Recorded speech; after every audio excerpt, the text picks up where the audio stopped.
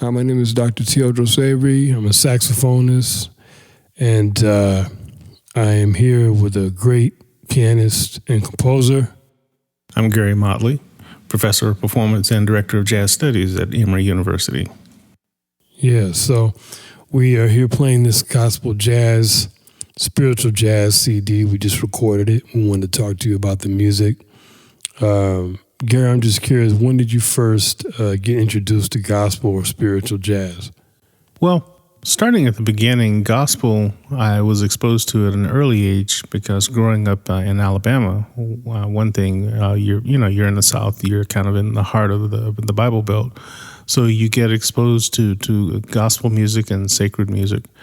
And my father liked blues, so we had blues records around the house. So that was the thing that kind of introduced me to jazz. But for me at that time, the two didn't intersect, and that didn't happen until later in my life and in my musical development.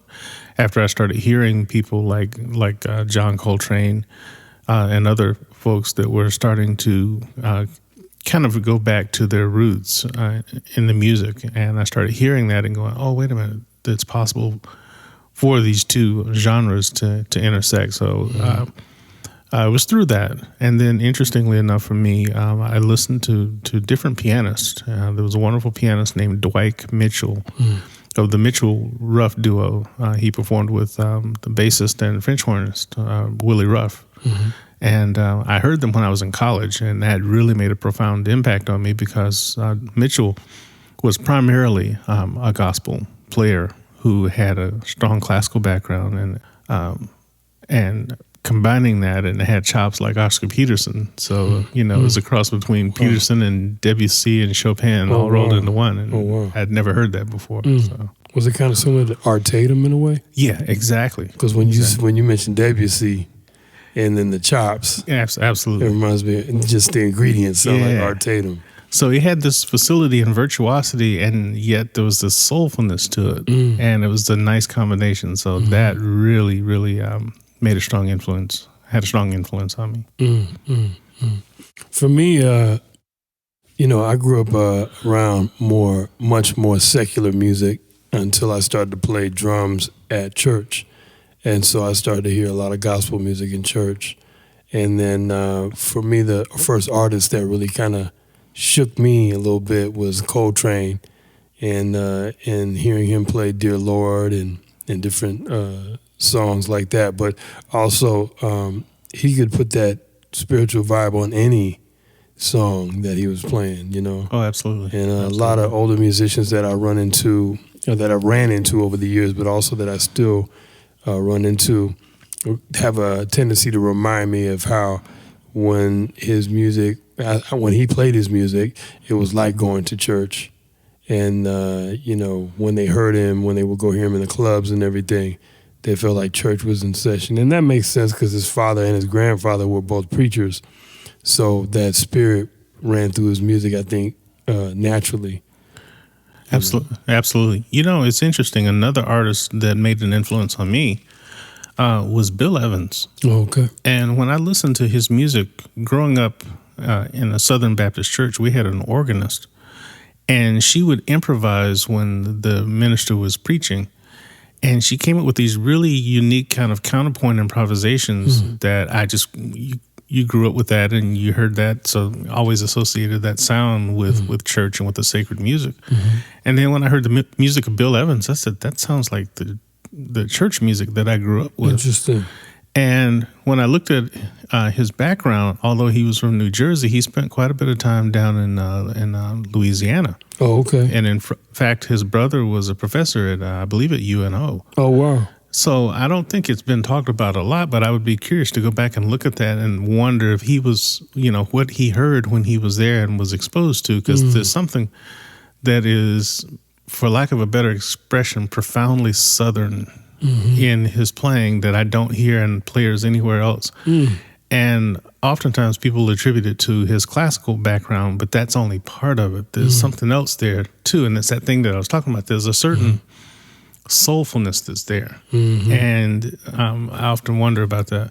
So when you talk about influences, again, looking at how we put all of these things together, the classical repertoire and the technique combined with the other things, and we come up with this really unique sound. That's right. That's right. Well, that makes sense. Maybe it's like you said, it's not only classical music, but also the Southern American approach to classical, right? The triads, the progressions. Yeah, exactly. And Americans, I mean, being that Bach was from Germany, but Americans are going to put their own stamp on a German progression, you know? Yeah. So that makes sense. Why do you think it's important that we share this information with people about the spirituals and their influence and impact on jazz?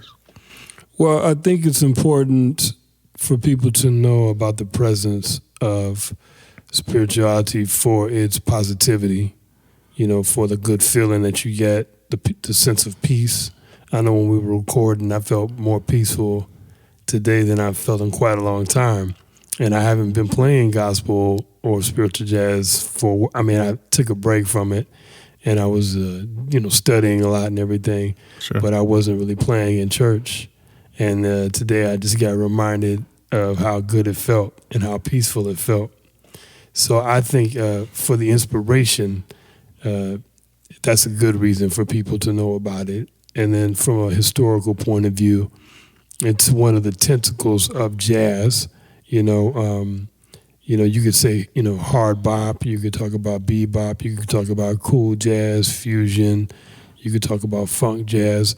So if you're going to go through the sub-genres of jazz, you have to include spiritual jazz.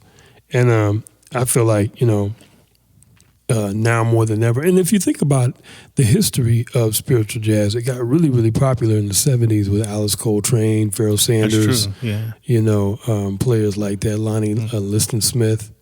Well, even going back earlier than that, if you look at Ellington with the Sacred Masses. That's right. Which really kind of started an entire movement. And as a result of that, in 1964, when St. Peter's in New York started doing jazz Vespers programs. Right. And they invited jazz musicians to come and play on these programs, which was kind of funny because, I'd been playing in the clubs all night, and then, this priest comes along and says, hey, why don't you guys show up at, 5 o'clock on Sunday evening, and, we're going to do this music.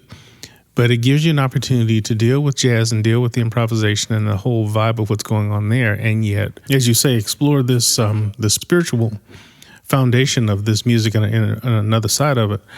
When I first was exposed to that through some of my colleagues here that were wanting to do those types of programs, it was like, you want me to play jazz in church?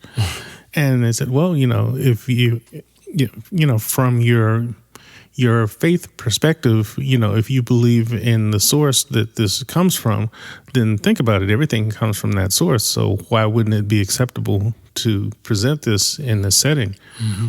And when I looked at it from that perspective, it was like, oh, okay, well, that makes perfect sense. And being given permission to do that, for me, brought both of those worlds together. Mm-hmm. It's been important to share this with people in terms of outreach. This has been a wonderful way to do community outreach and bringing people into a different realm of understanding of their own existence, their own purpose, and how the music is impacted by that. Mm-hmm. If we go back and we look at somebody like John Coltrane, you can see that evolutionary process, that introspective search and that journey that he was on. And again, I mentioned Bill Evans. I see a parallel with him as well. So especially, as you say, in this day and time, I think when we're in need of something that unifies us and reminds us of our mission and our commonality, that we're not quite as different as the society and the times might want to suggest. So I think refocusing on this is very timely. Yeah. I agree with you. I was saying, I felt more at peace recording this than I felt in a long time. You know what I mean? So I feel like if we could bring that sense of peace to other people that are listening to music, I think that's even better. I agree. what we do is a gift, and it's meant to be shared. And we're very fortunate in that we have been given the tools and the resources to channel this. You know, when I'm teaching, I tell my students, we don't make music; we allow music to happen. That's right. And if we can get ourselves out of the way, then that creativity and that energy kind of comes through and flows. That's right. And that's one of my new things these days is just when I start feeling anxious, I just remember that word flow. We just allow things to flow. And the music will do what it's supposed to do, and it will reach those that it's supposed to reach. That's right. So that's been something that's been kind of a stabilizing force for me as I continue to grow and learn, and as you say, share this with people. I know. All right, man. Well, it was a pleasure to record with you, and we had to bring this music to the people. Absolutely. So here we go.